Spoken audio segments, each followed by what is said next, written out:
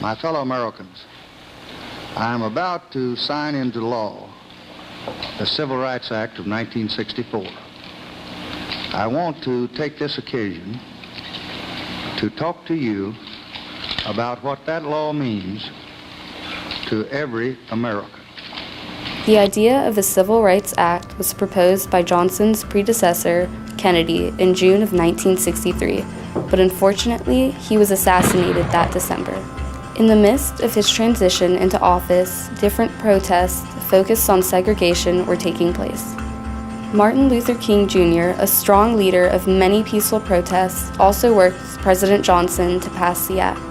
Johnson vowed to carry out Kennedy's proposals for the civil rights reform and pioneered its success in the legislative branch. He faced opposition in both the House of Representatives and the Senate. Virginia member of the House of Representatives, Howard W. Smith, disapproved of the Civil Rights Act and encouraged fellow Democrats to do the same. He was chairman of the House Rules Committee and went so far as to include sex in the protected difference of the act, since he did not take gender inequality seriously. Smith thought his addition would cause his colleagues to dismiss the importance of the bill and drop it, but his proposal had the opposite effect.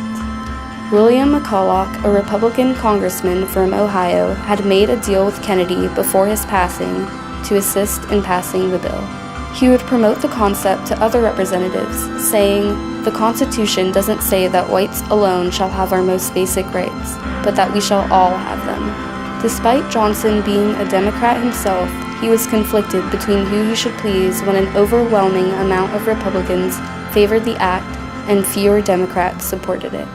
The Civil Rights Act of 1964 favored minorities by prohibiting racial discrimination in public facilities such as schools, restrooms, and workplaces.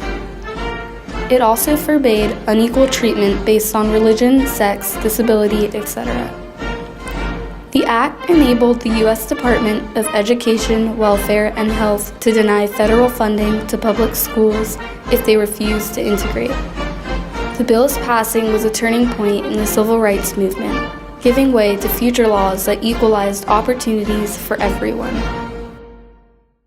To get more insight on the effect of this act, we interviewed a few museum workers and visitors. We're able to get more people of different ethnicities and color to be able to be more in the mainstream. Anything you do for civil rights is positive.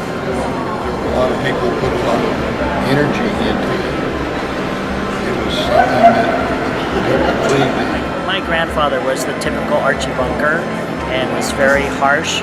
And so my parents, they always raised us to be very equitable and tolerant of all races and creeds. So I think that actually could have been something that was a factor. It set the stage for a truly integrated society.